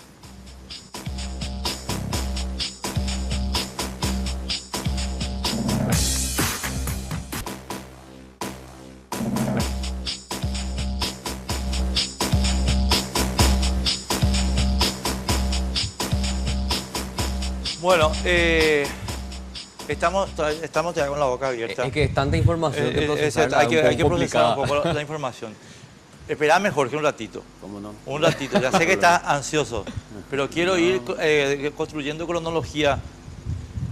Sandra Quiñones, la Virgen María de la Fiscalía. ¿Es la Virgen? Bueno, discúlpenme, estimado, yo creo que no es la Virgen. Está más cerca de ser María Magdalena, o un poco más al costado de María Magdalena, superándola. Caso Piñanes, José, y después yo te voy a plantear otro tema, pero no sé si lo conoces, que es el caso Pablo Medina, donde Sandra Quiñones también tiene responsabilidad. ¿Cómo es el caso Piñanes? Bueno, el caso Piñanes, hace rato que los familiares de este muchacho que falleció en una explosión en Cuero Fresco, en un vehículo de la Senat con otros agentes, hace rato que los familiares vienen reclamando que hay cuestiones raras en esa situación. Sí. Y por alguna razón no tuvieron repercusión mediática, ¿verdad? Creo que también hay un esquema de contrapropaganda que impide que eso salga a la luz. Pero cuando se sale finalmente a conocimiento de la gente que ellos se reunieron, el papá se reunió varias veces con varias personas, incluso con el presidente de la República, a quien le dijo, no sé más a quién reclamarle, que me informen qué pasó con mi hijo. Es más, se tuvo que ir hasta junto a Pavao. Sí, hasta una persona presa. Por lo menos que me digan, que me muestren, lo cual es un derecho de la víctima en la ley. O sea, el Código Procesal Penal dice expresamente que la víctima, que en este caso son los familiares, y están reconocidos así expresamente en el código, tienen derecho a tener información. Uno no le puede negar eso a nadie, en este caso a los familiares, ¿verdad? Claro. Había sido que le negaban la información, al punto que, y ahí es un tema que yo le cuestiono a Sandra, y tuve ya oportunidad de decírselo, ¿verdad? Ya se lo dije. Ella le dice al papá, no puedo hacer nada mientras vos no me presentes un escrito. Y presenta al señor un escrito, ¿verdad? Y tampoco le dan. Y eso podría uno decir es una falencia en la investigación, pero lo que pasa es que después, cuando uno ve la versión oficial, que dice que un motociclista tiró una bomba debajo, una granada, debajo de la camioneta, y ahí explotó y murieron, y los peritos vienen y dicen, no, esto no es así, esto no fue ninguna granada, esto es explosivo en gel, y jamás pudieron haber tirado y estado a esa distancia porque hubieran muerto todos. Entonces, la versión que estaba llevando el Ministerio Público no cierra. Claro. Y ahí está la parte preocupante, porque al no cerrar con un informe técnico, criminalístico, ellos no hacen ninguna investigación para saber qué pudo haber pasado. Esa es la parte preocupante del caso Piñanes. Una cosita, ahora, Carlos, perdón, te interrumpo. Para precisar nomás, la que le negó la carpeta fue la fiscal Sandra Quiñones. ¿Sí? De hecho, el senador Peta se encargó de publicar la respuesta que le da Sandra Quiñones al papá del capitán Piñanes, el general Herminio Piñanes, y le dice, no se puede porque existe información sensible. Exacto. Esa fue la respuesta de Sandra Quiñones cuando la familia le solicita la carpeta fiscal. Eso nomás quería aclarar. ¿Por qué se sabe todo esto? ¿Por qué se sabe todo esto? Y acá esto es lo que marca la diferencia entre el caso Piñanes y otros casos. Sí. Porque hay una comisión especial en el Congreso, claro, que hace una investigación donde vienen a prestar juramento, declaran, y ahí hay una cantidad de información que la Fiscalía siempre pasó por alto. Bueno, la comisión hizo una mucho mejor investigación que la Fiscalía. Poneme cámara, quiero cámara. ¿Cuál cámara me vas a poner? Bueno, Sandra Quiñones, mi hija, y Horacio Cartes, querido. ¿Sabes por qué Sandra no dio la información que estaba mencionando José? Porque el responsable de la orden de fabricar la bomba es Horacio Manuel Cartes Jara, comandante en jefe. Aunque no la haya dado en forma directa, porque él es el comandante en jefe, pero además, por la inconstitucional pero vigente ley de la Fuerza Tarea Conjunta, es el comandante directo de la Fuerza Tarea Conjunta. En consecuencia, Sandra Quiñones, funcional a Cartes, paralizó esta investigación porque la bomba que mató a Piñanes fue ordenada por Cartes. O si no fue ordenada directamente por Cartes, con su aquiescencia, porque él es el comandante. Y para ocultar eso, esta señora negó la información y paralizó el proceso de la investigación de la muerte del capitán Piñanes. Y ustedes, Cartes y Sandra, le quieren seguir jodiendo al Paraguay. pero el Paraguay ya no es el que ustedes piensan que es. A mí lo que me preocupa de esto, siempre trato de mirar un poco la visión institucional, ¿verdad? De tener una visión institucional. Lo que me preocupa es que la conducta del Ministerio Público hacia la sociedad, a quien supuestamente representa, es la misma. El 28 de marzo hicieron lo mismo, con la firmatón hicieron lo mismo, con el 31 de marzo hicieron lo mismo, con la muerte de Rodrigo Quintana hicieron lo mismo, es decir, siempre miran a otro lado. Y hay una cantidad de información que ellos deciden no tomar. Obviarla. Esa es la parte que a nosotros como sociedad nos debería preocupar y que muchos fiscales se enojan conmigo porque yo digo, pero es así. Y una cosa nomás quiero agregar, José, después si tenés tiempo me gustaría tu valoración. Sandra Quiñones, vos también le protegiste a Cristina Villalba. Espera que todavía no terminamos el caso Piñales. No, ya sé, pero no me quiero olvidar nomás porque a Cristina Villalba la protegiste en el asesinato de Pablo Medina. La Virgen María de la Fiscalía. Pero por favor. Hay una declaración del general Herminio Piñanes que a mí me llama poderosamente la atención, ¿verdad? No sé cómo el Ministerio Público no lo lleva en cuenta. Él señala que su hijo decidió ir al norte, Cuero Fresco específicamente, con la intención de cumplir una orden que recibió para armar una bomba. Sí. Una orden que le asignó el comandante de la FTC. Él dice, cuenta el general Piñanes, que fue exclusivamente para eso y lo retienen, él dice no sabe por qué motivo, ¿verdad? Eso por un lado. Yo pregunto, ¿cómo el Estado paraguayo, el Estado paraguayo haciendo una bomba, para qué, con qué fin, con qué uso? Preguntas que no tienen respuesta. Es una locura la persona, y por eso que es la persona que dio la orden, pero lo grave es, ¿por qué no se investiga? Si se va un testigo que es el padre de la víctima y le dice al investigador, creo que es Casal, Joel Casal, y le dice a Sandra Quiñones, y le dice a Horacio Cartes, señores, acá mi hijo me dijo que él se fue a preparar una bomba.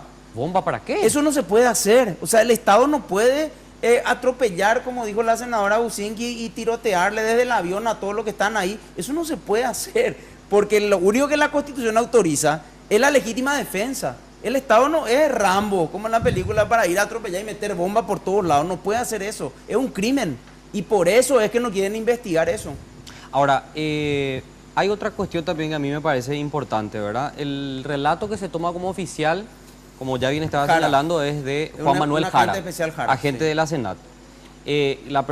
Personas que estaban a bordo de la motocicleta que tiran la granada supuestamente. Ese fue algo que fue desmentido después con el peritaje. Porque ¿verdad? Él dice que estaba al lado de la camioneta disparando, sí. Y los peritos dicen no, es imposible que alguien que esté al lado de la camioneta se haya salvado, sobreviva. Claro, porque tenía creo que un rango de 50 metros. Sí. Claro.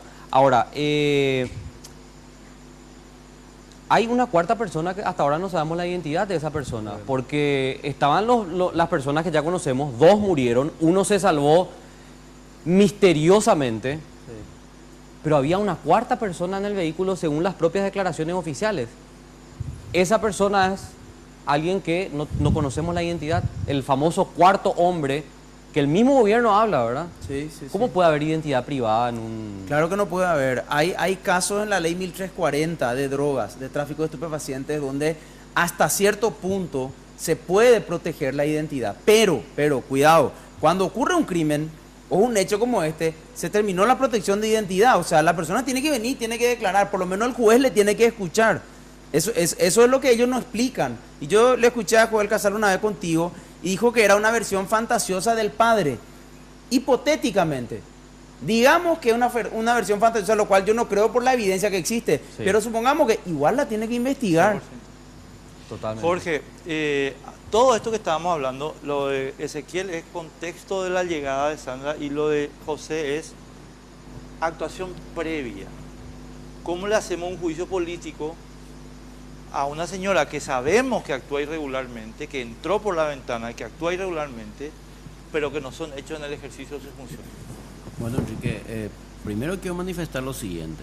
La Constitución establece que la Fiscalía General del Estado es representante de la sociedad ante los órganos jurisdiccionales del Estado. O sea, el ciudadano debe tener la garantía, debe tener la seguridad, debe poder dormir tranquilo sabiendo que quien está al frente de la institución le ofrece todas las garantías y la seguridad de que va a ser protegido en su vida, en sus bienes, en su libertad.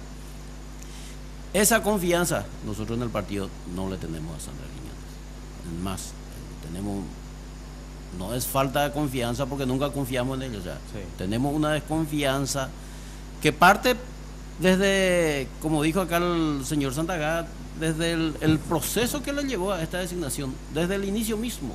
Y quiero agregar a lo que él ya manifestó en relación al proceso, que esto empezó con una conformación de un Consejo de la Magistratura a la medida, Claro. donde fueron separados algunos representantes violando la Constitución Nacional, la absoluta violación de la Constitución Nacional, como en el caso de diputado JJ Ríos, para que se vaya Clemente Barrios, habiendo una sentencia previa ya de la Corte Suprema de Justicia donde se establecía que los miembros del Consejo solamente podían ser removidos por juicio político. Claro. Lo mismo Una sucedió sentencia en que el le Senado. benefició al cartismo. Es así. En el momento. O sea, existiendo esos precedentes, igual para conformar un Consejo de la Magistratura a la medida que después terminó con todo este proceso. Por otro lado, nosotros, a raíz de esa falta de confianza, queremos arbitrar mecanismos para que la fiscal general sea separado del cargo lo antes posible. Claro, a ver. Y la herramienta que encontramos es el juicio político, porque entendemos que el juicio político se da impulso por la pérdida de confianza hacia una persona que está en esos cargos. Conceptualmente estoy de acuerdo contigo, o sea, conceptualmente estoy totalmente de acuerdo contigo. Ahora, digamos, la fiabilidad de una funcionaria como Sandra Quiñones, la falta de fiabilidad de una confianza como Sandra Quiñones necesita pues una demostración fáctica, porque la Constitución te dice en el 225 en el ejercicio del cargo. Sí, pero reitero, nosotros lo que tenemos en este momento es una falta de confianza y vamos a arbitrar desde el partido con los diputados algún mecanismo que nos permita separarle el cargo. En este momento está en estudio un borrador de juicio político que vamos a ir profundizando, y entre las causales que este borrador contiene la que hoy día se está manifestando acá. Uno, el proceso que llevó a su designación, y otro el tema de toda la investigación del caso Piñanes, que hoy el doctor Casañas Ley conoce mucho más a profundidad. ¿Cómo se arma, digamos, jurídicamente, Casañas, el tema de la interpretación, o sea, de lo que dice la Constitución textualmente, que dice desempeño en el cargo, por mal desempeño en el cargo, con estas cuestiones que son previas, ¿verdad? Pero que tienen un problema de origen, ¿verdad? O sea, genera un problema de origen y tiene que ver con la fiabilidad. Con la fiabilidad, ¿verdad? O sea, con la confianza que se tenga en el funcionario. No es simple porque efectivamente son cosas que ocurrieron antes, Claro. ¿verdad? Antes de que asuma. Ahora, sí me parece que es bastante complicado sostener una nominación con los antecedentes que se produjeron. Eso sí me parece muy, muy difícil de sostener porque evidentemente el proceso no fue transparente, ¿verdad? Claro, pero ahí Ezequiel, una cosita. Todo eso que vos estás señalando, a mi modo de ver, genera una certidumbre sobre que el proceso fue amañado, ¿verdad? Pero se puede meter en el juicio político. De nuevo, pasamos a lo mismo. ¿Cómo construir el caso de que todos estos antecedentes puedan llegar a calificarse como mal desempeño? Claro. Lo que nosotros tenemos acá, y eso está a la vista, salta a la vista, que es un proceso claramente nulo. Absolutamente nulo. Y lo peor de todo es que ha habido una sentencia judicial que ha amparado el hecho de que no se hayan dado los fundamentos para la selección de los ternados. La nulidad empieza ahí, desde el momento en que hay una terna carente de fundamentos y donde simplemente fue a botazo limpio, por lo menos en la formalidad, más allá de lo que digan los audios, y no haya el más mínimo fundamento, esa terna deviene nula. El tema es, ¿quién ¿Cómo? está legitimado a plantearlo? Claro. ¿Y ante quién? Ante el propio ¿Quién Poder tiene Judicial. que decidir? Claro. Sí, Entonces, ahí es donde se llega a un camino sin salida. ¿Cuál es la solución? Medidas políticas. El Congreso. Medidas políticas. Claro. No hay La otra. única hay otra, herramienta el una vez Congreso. designada para separarle del cargo es juicio político, no existe otro procedimiento, por eso que nosotros estamos con esa posibilidad, acompañando plenamente. De hecho, coincidimos totalmente en lo manifestado por el señor Santagán de los vicios, de la irregularidad, de la nulidad de todo el proceso que llevó a su designación. Ahora nosotros encontramos que, y creo que no hay otra vía posible en este momento de separarle al cargo que había juicio político, porque es la única herramienta que tenemos para removerle a un fiscal general. Claro. Tenemos que hacer la última pausa de la noche, ¿verdad? Bueno, en un ratito vamos a seguir dialogando sobre el planteamiento del Partido Liberal Radical Auténtico de enjuiciar a Sandra Quiñones.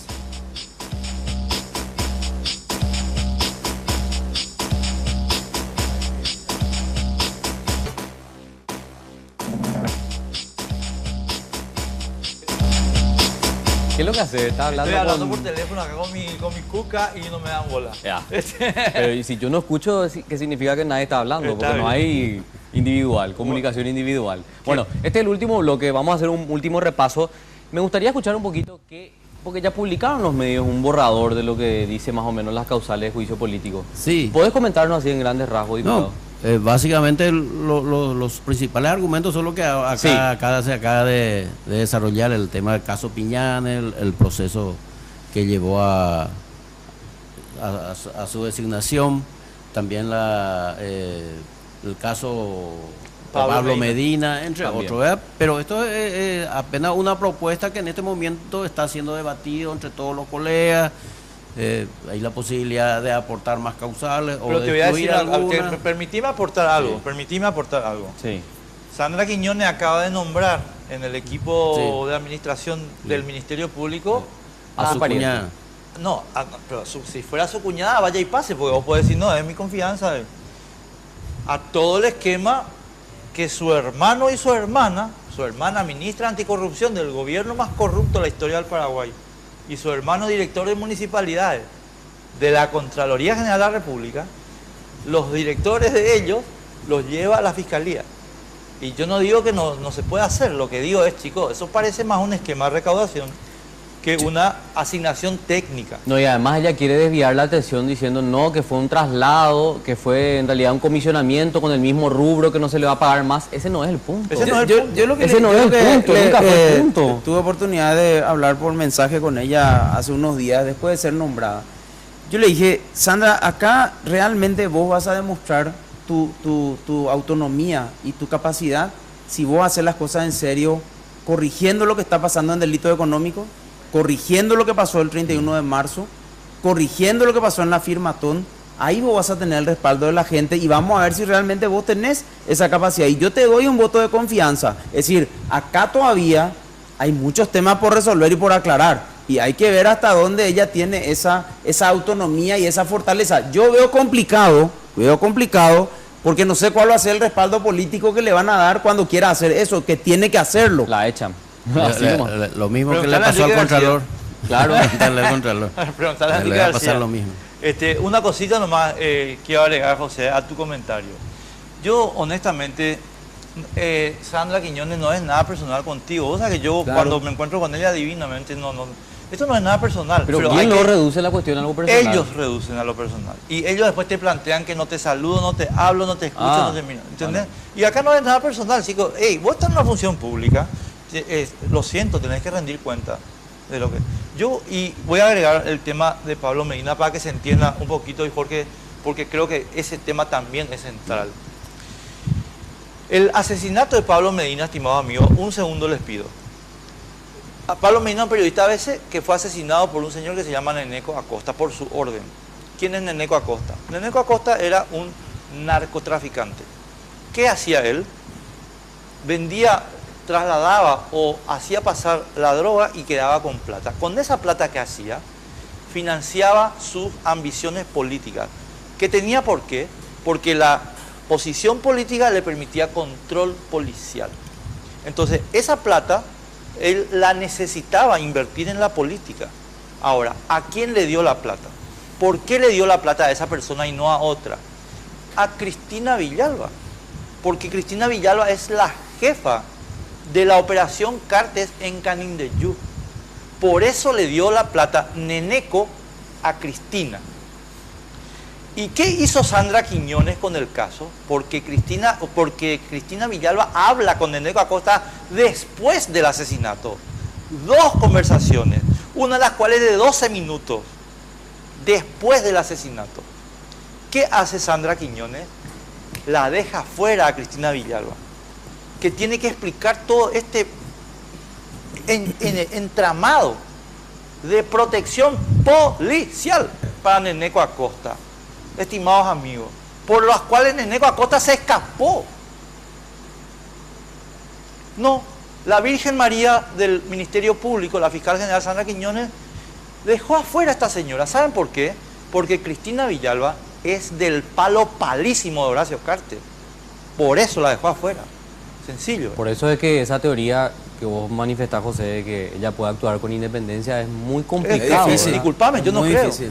Es muy difícil porque a mí lo que me preocupa es la designación, además de los antecedentes, que yo ya los veía venir cuando le escuchaba a Enrique Riera hablando del proceso. Sí. Para mí era muy obvio que era algo ficticio, ¿verdad? Porque no tenía mucho sentido. Pero ahora, después de escuchar los audios donde un tipo de segunda categoría dice, no, fulano va a ser, ella es la preferida, y después eso se va confirmando, Sí. entonces hay demasiado indicio de que acá hubo un proceso viciado. Entonces, llevando eso al punto actual, uno dice, bueno, ¿y cuál es el respaldo político de la fiscal general en este momento? ¿Quién es el respaldo político? Supongamos, como todos suponemos, que los que le votaron son su respaldo político, ¿verdad? Claro. Es lo lógico. Obvio. Bueno, esos que le votaron, señores, tienen problemas porque salieron en la foto el día que llevaron la carpeta con firma falsificada a la justicia electoral. ¿Cómo le va a Están en la perjudicar foto. ella? Esos son los que le votaron. Entonces, ¿cómo ella va a llevar adelante una investigación así? ¿Y Que cómo va a involucra- entrar a delitos económicos y le va a decir, señores, salgan todos de acá? Esto es un desastre. ¿Cómo va a ser? ¿Verdad? Y ahora veo en la imagen, le veo a Victoria Acuña, se otra. pasa presentando escrito en el jurado pidiendo que nadie le consulte nada ni que le diga nada a los fiscales. Eso es lo que hacen todo el tiempo, ¿verdad? Claro. Que, entre paréntesis, Victoria Acuña querida, estuvo acá Victoria Acuña, ahí donde vos estás sentado estaba Victoria Acuña. Victoria Acuña, pero ¿por qué no produjiste tantos comunicados en la época de González Dar, mija? Ni uno solo. O sea, cuando Calladito González Dar- todito, calladito. Porque ahí estaba cómoda, Claro, pero se entiende. Ella, atendemos vos, estamos en 70 comunicados por día contra el jurado de enjuiciamiento que está ahora cumpliendo la ley, y resulta que cuando el jurado de enjuiciamiento violaba la ley, Victoria Acuña no dijo una palabra. Le quiero preguntar a Ezequiel, esta información pública que ustedes están poniendo ahora a consideración de la prensa, de la opinión pública en general, ¿por qué no ha aprovechado por los que participaron del concurso y que fueron estafados de su buena fe? pregunta. Es que esa es la pregunta que nos hicimos nosotros. Cuando hicimos público esto, salió en todos los medios. O sea, Dijimos, personas bueno, muy renombradas sí, tuvieron el humano, proceso. Exacto, un ellos manoseo. claramente tenían la legitimación activa para pedir con esa información, Sí. o sea, con esa confesión por parte del Consejo de la Magistratura, pedir inmediatamente la nulidad del proceso. Y no lo hicieron. No lo hizo nadie. O sea, nosotros no podíamos hacerlo, no Claro. fuimos postulantes, pero sí logramos que se hiciera público esto. Pero, ¿será que le puede convencer a alguien todavía? Digo, en términos procesales, ¿hay tiempo todavía para convencerle a alguien o no? Lo va a Ya. plantear una nulidad del proceso de una terna que ya tuvo confirmación política ante el Tribunal de muy Cuentas y va complicado. a terminar en la Sala Penal de la Corte Suprema de Es muy Justicia. complicado. No, los plazos además ya no sé si dan. Yo creo Claro, pues ya no sé pasó si- más de sí, un año, ya pasó, ¿verdad? ya demasiado tiempo. Jorge, yo antes de que nos echen ya, pues ya, o ya Sí, tenemos que irnos ya. Tenemos que ir cerrando ya, ¿verdad? ¿Cuánto queda? No, yo necesito que vos... O sea, Jorge, si ustedes nos ponen este tema en el debate electoral, vamos a tener problemas. Y yo honestamente creo que esto todavía no está instalado en el debate electoral. ¿Qué está faltando desde el punto de vista político? No, yo creo que en la semana va a haber, digamos, mucho más presencia en ese sentido. Nosotros estamos llevando también este tema en discusión en las instancias del partido. ¿No? La semana que viene, entre lunes, martes, en alguna de las instancias, ya sea comité ejecutivo, comité político, vamos a estar también debatiendo el tema, o sea que vamos a estar dando mucho más repercusión y mucho más participación también a esta posibilidad. Yo creo que más que posibilidad es una decisión que ya se tomó. Ahora, el tiempo sí, estamos evaluando ver un poco la oportunidad, todo eso también para poder hacer No, efectiva ¿sabes esta por qué te presentación. pregunto esto? Porque esto, por ejemplo, hay que plantearle al cartista Hugo Rubín.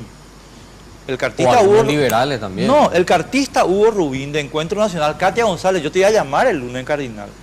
Porque vos tenés que explicarle al país cómo vos sos la que está en contra de cosas, pero tu jefe político vota por el blindaje. Entonces, yo si vos no le planteás al cartista Hugo Rubín, deja de ser cartista estimado por esto y por esto, la sociedad no puede informarse, mi querido Jorge. No, primero que nada nosotros tenemos nuestra realidad dentro del propio partido, o sea, vamos a tratar de instalar esto dentro del propio partido y a partir de ahí hacia afuera del partido, que nos va a llevar un tiempito para poder instalar. De hecho, está en nuestras expectativas todo ese escenario, que lo vamos a ir dando en recorrer de los días o tal vez de la semana. ¿No viste que vos le nombraste a Hugo Rubín? Sí. Tengo entendido que él pidió revocar. Pero no se puede hacer eso. Claro, o sea, yo ¿cómo entiendo. a revocar algo que ya se votó? Claro, o sea, yo entiendo que no tiene una situación, o sea, vos decís que fue una distracción lo que planteó Hugo. Claro. Yo creo que sí, obvio. Por favor, el diputado te va a decir, ¿cómo va a pedir que se revoque una votación? No, ya era una cuestión decidida, era tratar de un poco acomodarse No, por ante el favor. escenario que se presentó. O sea, en verdad, eso se decidió el miércoles. Todos estaban conscientes de la decisión que se tomó. Nos Y- quieren tomar de idiota, Claro, disculpame, o sea. constantemente. Ahora, es una decisión que quizás esté ya en manos del próximo Congreso, ¿verdad? Eso es lo que estábamos debatiendo, estamos hablando del juicio político propiamente. Me interesa un poco saber cómo lograrlo, ¿verdad, José? Con la conformación del Congreso, cuando, y te hablo directamente a vos porque fuiste uno de los que denunció, hay tantas candidaturas, entre comillas, independientes, pero que en el fondo responden a Horacio Cartes. Uno de ellos es el Encuentro Nacional. Sí, y no hay vueltas. Definitivamente hay que esperar que la votación del 22 de abril sea una votación que nos favorezca a los ciudadanos y no que favorezca a un equipo, que es el equipo del presidente de la República actual, que tiene efectivamente bancando varias campañas, ¿verdad? Y eso se ve incluso en sus expresiones. Nadie dice nada sobre lo que está pasando, muy poca gente habla. Entonces, evidentemente hay algún tipo de acuerdo. No es un tema simple porque están promocionadas de una manera marketinera muy bien presentada, digamos, Claro. ¿verdad? No nos metemos nosotros siempre lo positivo, siempre hacia adelante, ¿verdad? Y entonces evaden hablar de la cuestión. Esperemos que la gente elija correctamente para poder, no quiero decir eso correctamente, esperemos que el resultado sea un resultado favorable para defender un Estado de Derecho que está muy golpeado, muy golpeado. Estábamos enumerando al inicio del programa decisiones catastróficas de esta Corte Suprema Esta de Corte Justicia. Suprema está Sí, no, demoliendo. es Y la última fue esto de la Sala Constitucional, ¿verdad? Derribando uno de los pocos logros, decías Ezequiel, que tiene esta Corte, ¿verdad? Que es la ley de acceso a la información. Bueno, en realidad un fallo... No se dieron cuenta cuando aprobaron la ley, no se dieron cuenta de lo que iba a pasar. Yo creo que no se dieron cuenta. Bueno, fue un fallo que motivó a todo el movimiento. Fue una ¿verdad? Carlos decisión de Alberto la Corte Gómez, la tenemos que irnos. Sí, ya sé, pero esta última partecita Sí. me parece importante. Simplemente para cerrar, fue la Corte la que abrió la primavera de la transparencia. Claro. Inclusive UNESCO quería proponer ese fallo como uno de los fallos emblemáticos que conformaban el patrimonio documental de la humanidad. O sea, podrían haber pasado a la historia. Tiene la Corte Interamericana de Derechos Humanos, como consecuencia de ese fallo, vino a sesionar a Paraguay inmediatamente después, como un espaldarazo a esta Corte y levantando la buena práctica. A mí lo que me preocupa es que esta coyuntura política lo que está haciendo es que lo único que podía mostrarse como realmente relevante está siendo borrado de un plumazo. Este no es un caso menor. No. Acá se juega ni más ni menos que el proceso de selección de los más altos magistrados del país. Claro. Y haciendo caso omiso a ese legado, sacaron una fantochada como esta, donde inclusive dicen que, o sea, en la fundamentación del fallo de la Corte, hablan de un proceso ordinario. Ellos mismos firmaron una acordada donde el proceso en materia de acceso a la información es amparo. Mi querido Es amparo, Ezequiel, así te voy a mismo. decir una cosa. ¿Vos creés que a Miriam Peña le importa más la Corte Interamericana de Derechos Humanos y el reconocimiento de la UNESCO que la orden de Horacio Cartes? Pero qué iluso que sos. ¿Qué te estás fumando, mi querido Ezequiel? No. Invitá, ¿no? Señores, muchísimas gracias. Gracias, por venir a Jorge. compartir con Un nosotros. abrazo. Gracias, José. Gracias. ¿Hay fecha para presentar el tema del juicio político? Todavía no. No tenemos fecha concreta, pero sí la expectativa es poder presentarla si se puede la próxima semana. La próxima Sí, semana. pero sin que sea un plazo Perentorio, estricto. claro. perentorio. Correcto. Bueno, vamos a estar atentos entonces. Gracias, compañeros, muy amables. Compañero, ya le digo. Nosotros nos A vemos los invitados. el domingo que viene. Que la pasen súper bien. Chao. Chao, chao. Sin Límites fue presentado por Tigo. En Tigo, el centro sos vos.